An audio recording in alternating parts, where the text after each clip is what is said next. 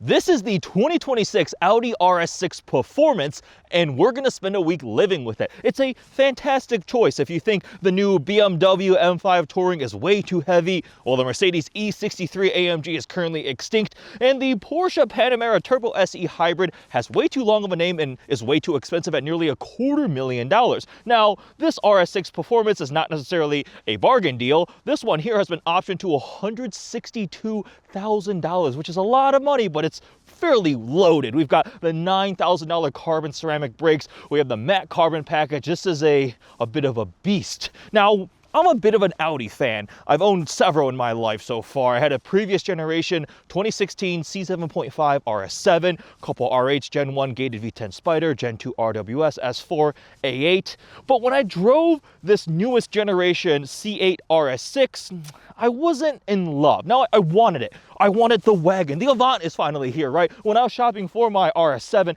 I wish I could have bought an RS6 of that generation, but it wasn't offered in America. But when I tried out the new RS6, it felt a little too big and heavy and wallowy. It just grown so much compared to the previous one. I mean, 22-inch wheels to me still seems ridiculous for a car wagon-sized vehicle.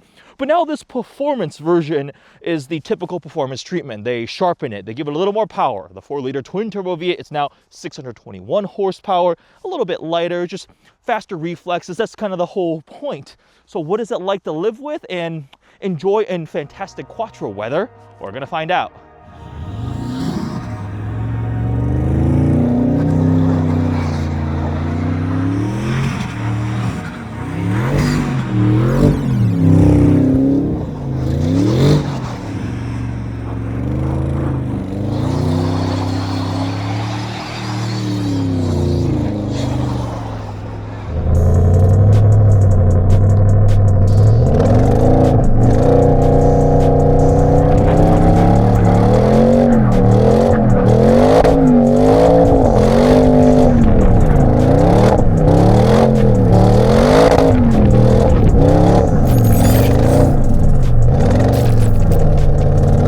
Take you on a tour of this RS6 Performance. It's finished in Daytona Gray Pearl, a rather subtle color with the blacked out badges and grille. We've got the black Audi rings up front, the RS6 logo, and the fully blacked out hexagonal RS grille. It's substantially wider than a regular A6 or A7. Of course, this one is the wagon body style. The RS6 is the Avant, and the RS7 is the sporty roofline four-door sportback look. Now, these are 22-inch wheels, black finished here with a really cool pattern too. We've got winter tires on here and those massive carbon ceramic brakes. Take a look at the size of that red brake caliper. That's pretty ridiculous. We've got laser headlights up front. This look is just so menacing and aggressive, and I personally love the wagon body style because it looks practical. To regular people, it's like, oh look, a station wagon, but surprise, over 600 horsepower. It's like a car enthusiast practical dream. We also have the matte black carbon package. You can see the carbon weave under the snow right now, but there's lots and lots of carbon on this thing. And then coming around back, we have the taillights here that match the look of the front DRLs, the RS6 badge, and also the massive oval blacked out exhaust tip. That is an RS signature, and this is also a matte carbon diffuser. It just is such a cool looking thing. I gotta give it to this generation. They nailed the looks, the widened hips, the presence, the aggression. I love the way this thing looks. Now, personally, I would order it in a more like exciting color personally, right? But this is like the stealth look for sure. What do you guys think about the RS6 look? Would you take it over the RS7? Into the RS6 Performance. Cold start. Ready? Kind of a subdued rumble, not crazy loud on cold start, but there we go. The valves just opened up. All right, that definitely sounds a little bit better now. We're in comfort right now. Let's go into RS1. Oh, I can hear the exhaust open up.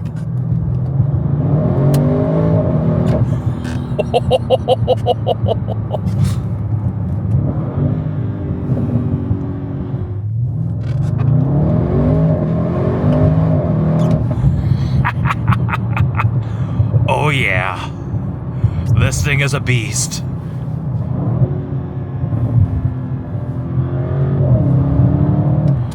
Holy crap.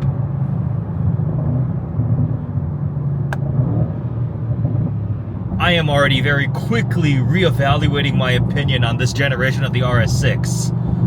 Oh boy, it's definitely been Quattro weather recently, but this thing, it doesn't care. I love having a properly set up all-wheel drive car with great dynamics and the proper set of winter tires. I remember the first time I put Soto Zeros on my B8.5 S4, I was wanting it to snow. I'm like, please snow, I want to go out and have some fun, right? Like, it's so much better. And people will say all-wheel drive or rear-wheel drive, front-wheel drive, it's tires. Tires make such a big difference. I always love saying all-wheel drive with the wrong tires is all-wheel spin. Quattro isn't going to help you stop and turn, right? You need the best set of tires, and proper winter tires are fantastic. Some all seasons are getting good, but they're kind of, I call them no seasons, right? They're compromised. They have to work in the summer and in the winter. Dedicated summer, dedicated winter tires, that is the combination you want to go for.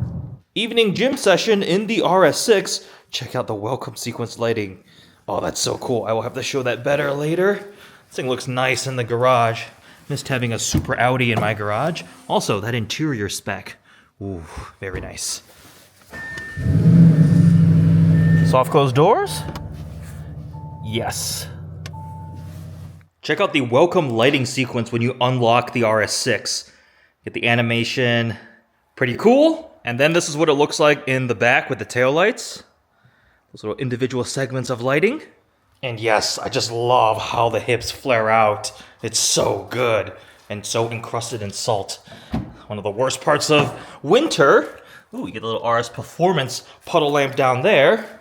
I've been having random little TPMS errors this week. They keep popping up. I keep clearing them, but you can see tire pressures are fine. 37.5 up front, they match, but it's complaining about the left one, and then, like, it's been weird. I've cleared it a couple times. It keeps coming back up, so tire pressures seem fine. I'm just concluding it's a sensor on the fritz.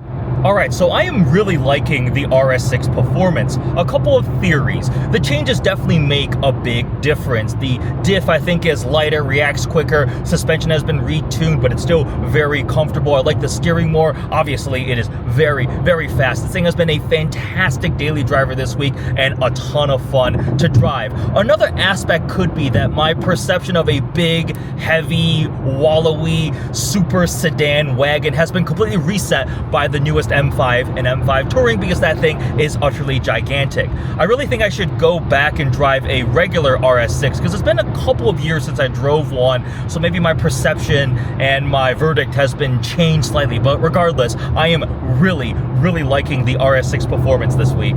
It also helps that it is ballistically quick.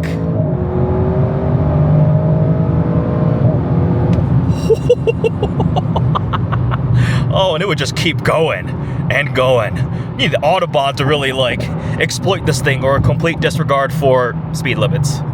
Here's something that's always kind of bugged me about this generation Audi interior. I had the same issue on my A8, where there's not a ton of storage here in the center console. You see I've got my phone propped right here because it's too big to fit in the cup holder, and then there's just not a ton of storage area here. The center console is actually a rather shallow bin, and I don't like using the wireless phone charger. Remember, like, it would make my phone 16 million degrees Fahrenheit. There's not a lot of space in here for airflow, so I don't like using the wireless phone charger, and just not a lot of space here in the middle. Now, we do have the door pockets and the glove box, but there's not like a bunch of storage bins here. There is a little slot though. That's for your key fob. It actually slides in very nicely right there, but not a ton of storage here in the middle.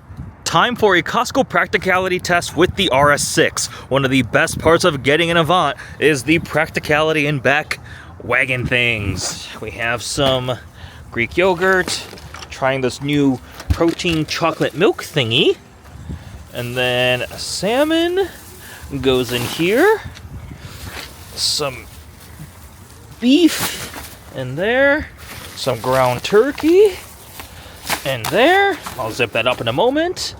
Peanut butter. It's pronounced Jif, not GIF. Or is it GIF, not Jif? Anyways, obviously, we could fold the seats down, even more practicality. RS6 for the win. Who needs an RSQ8 when you can have the wagon? And then always put your shopping cart back. Be a good citizen. I just noticed there's icicles hanging down from there, and the rear end, oh my gosh, so much salt and dirt. Absolutely filthy. Ugh. You can't even see the carbon fiber anymore. Gross. Oh, I am happy they have made up their, at least on this one, it's a consistent RS logo. On the new RS3, there are two different kinds of RS logos on the steering wheel. They change on the exterior badging. This is the old style, obviously. Same thing with the floor mats. But on the new RS3, they can't make up their mind. So, honey, what do you think about the Audi RS6 Performance? It's really fast. It's really fast. It is very fast. I don't really like wagons, though, you know that. No! I'm not a huge fan of wagons. Just the way that they look. I know they're very practical for the amount of, I guess, sportiness that you get. The size in a of car, them, yeah. But I'm just not a huge fan of just like the overall look. Like, if You you want know- to be a sports car, just be a sports car. You know, your Macan is essentially just a wagon on stilts. No, it's a small SUV. A small crossover is just a wagon on stilts, the higher center of gravity. So this is all the practicality, amazingness of a little crossover SUV with a low center of gravity, the fantastic handling performance of a sedan slash car, sports car. Aesthetically speaking, I'm just not a fan, but it Alas, is very fast. it And I'm is sure it very- is tons of fun to drive as well. I've missed having a very fast Super Audi in the garage. This is bringing back many happy memories with my RS7. I did like that car. That was a fun car. But some of the ownership costs got pretty staggering. And this would also be very expensive to own and drive from a depreciation standpoint, and just like, these cars are just pricey, right? Wheels, tires, brakes. Oh, I would not want to replace the brakes on this thing. The steel brakes on my RS7, they have these like special like scallop flower petal looking brake rotors. Okay. They were like $5 to $7 grand for steel brakes, Yikes. which is a lot of money, right? But again, $130,000 car. This one here is $160 something thousand. The brakes as a new option are $9 grand. Wow. Yeah. So Yeah. it's big ticket. This is a baller daily driver. The RS6 is a badass daily, but that Bentley Bentayga there, that's also pretty nice. Also, probably double the price of this thing. But you do have to be very careful avoiding the worst of the potholes, because massive wheels, not a lot of tire sidewall on a pretty heavy car. You can definitely do some damage to them wheels and tires, which I may or may not have done in my RS7. I had to buy lots of different wheels and tires because, again, the roads here suck. Just take a look at that. What the? Nah. The RS6 has been given a bath, so it's nice and clean. Let's see how long it lasts, because it's winter and that's kind of like a losing battle. You can see the gloss black wheels, and they have this really cool like dimpled design on some of the spokes. And man, these are utterly enormous carbon ceramic brakes. Take a look at the size of that brake caliper. And this one also has the matte carbon package, which is very expensive, $7,650. So you have the matte carbon mirrors, which looks really, really cool. Little side skirt right there. And then up front, this piece is matte carbon. The front splitter is matte carbon. The badges have all darkened out. Oh yeah, those brakes, $9,000. Very expensive. And then coming around back, we also have a matte carbon rear diffuser. And also, check this out. When you pop the trunk, there's that cargo shade, and it's automatic. See, it's power retracting. It's not one of those like pull ones, right? So it's actually power. When I go ahead and close the trunk, it will come down. Nothing goes immediately once it closes. And now watch. You can kind of see it cascading down right there. So it's powered rear cargo shade, which is good for hiding your stuff. And of course, as the wagon, the Avant, it is tremendously practical back. You can fit a ton of stuff here, and if you need to fold the seats down, you can pull these right here.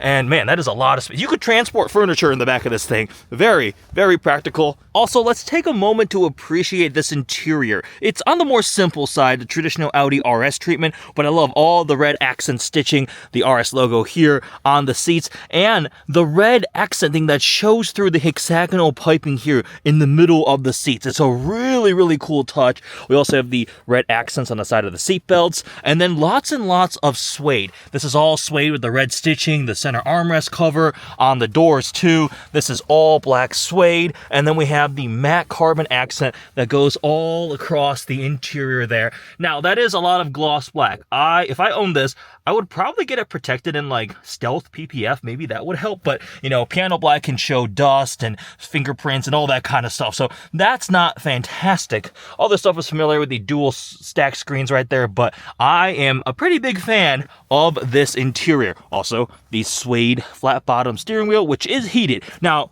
that's something weird, because I remember on my generation RS7, if you wanted flat bottom, it couldn't be heated. So I had a circular steering wheel because I wanted the heat. Actually, it just came with the car. That's the way it was option. I bought a used one. Now you can have heated and flat bottom. So I don't know, they changed something. Another thing I'm really happy about is the RS logo is consistent on this car. Right there.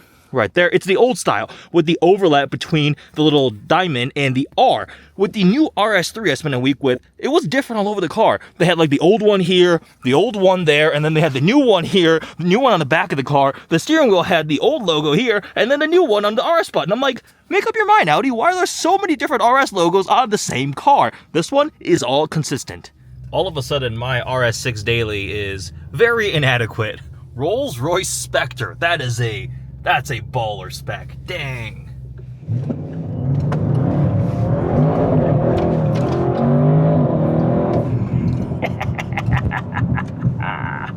So I am really liking the RS6 Performance this week, as you can tell. Now, a couple things. The price. This one has been optioned to $162,000, which is a lot of money, but it's loaded. Short of going to some Audi exclusive options, I think, for the paint, this thing has the carbon ceramic brakes, the matte carbon, a bunch of interior stuff, the different packages. Like, this is pretty loaded at $162,000, $163,000. The RS6 Performance, I believe, starts at $130,000. So yeah, this thing is heavily optioned. The carbon ceramic brakes are an option that you don't need to get, although steel brakes, like I mentioned on my RS7, were very expensive to replace. Carbon ceramics theoretically would have a longer life. Is there anything else I don't like? Another thing is, I don't personally love suede on steering wheels because it feels really nice, it looks really nice, but on high contact surfaces, unless you're wearing driving gloves or you have maybe the cleanest hands in the world, you have oils and stuff and sweat from your hands, and eventually they get kind of matted down, and there's ways to clean it and take care of it and things like that. But I just have driven cars with Alcantara steering wheels or suede steering wheels with lots of miles on them and time when you use it as a daily driver, and they just don't feel quite as nice anymore. So personally, I always like leather on steering wheels. Otherwise, I love this thing so much. I've definitely missed having a super sedan, wagon-y kind of vehicle option. I did enjoy my RS7 quite a bit. And another thing to think about is, this is the last non-plug-in hybrid option, right? The M5 Touring is a plug-in hybrid. Yeah, it makes stupendous power, but it weighs as much as the moon. The E63, they're putting a V8 back into it, right? Because the C63 went to 4-cylinder hybrid, and everybody was like, no, we don't want this, and now they're backtracking on that. So I think the E63 was going to follow that too, maybe 6-cylinder hybrid, but everybody's like, for a car like this, for this much money, an M5, an RS6, RS7, E63, we want a twin-turbo V8, a V8. And I think Mercedes is trying to figure that out, which is why there's been such a gap in getting an E63 AMG. The next-gen RS6, RS7, I remember a rumor that it was also not going to be V8, or going to downsize to V6 hybrid, but I think that has been squashed. They're going to keep a V8, but it'll probably be much more hybridization, which typically means more weight, complexity, cost, all of those things. They have plug-in hybrids now. They need at least 20-ish miles of all-electric range. The Porsche Panamera Turbo SE hybrid is also a plug-in hybrid. Stupid fast, but also heavy and very expensive. I think it starts at like almost $240,000. It's a $250,000 Porsche Panamera, which is that's a lot of money, right? So when you start thinking about all those things, 160 grand for this one fully optioned, stop checking a couple boxes maybe, and we're at 145, 150. Like, I would probably do without carbon ceramic brakes if I was ordering one of these. I'd probably do an Audi exclusive paint, but I mean, it's a heck of a daily driver, man. This thing has been so much fun. It handled Quattro weather without a problem. Lots of shenanigans, lots of fun. It's been comfortable, practical, running errands. You could use it to move furniture if you needed to because it's practical. Adults can fit in the back seat. It looks badass, but not over the top. Sometimes when somebody buys a car like this, they still want a little bit of that stealth, right? If you're spending this kind of money, you can buy an R8, but an R8 is impractical and way more ostentatious than this. To a lot of regular people who don't know cars, it's just an Audi. It's an Audi wagon. And some people don't like wagons, which, sorry, Angel, I don't know. I can't agree with you on that one. I love the wagon body style, especially something like this. But ultimately speaking, it is still a more subtle, under the radar super vehicle. super, I don't want to call it a super car, it's a super wagon. Anyways, yeah, RS6 Performance, 2 thumbs up so far this week. Love it. There we go, living with a $160,000 RS6 Performance was a lot of fun. Yeah, was it great for Quattro weather? Yep, shenanigans were had. I really enjoyed it. Hope you guys enjoyed this vlog. Thanks for watching.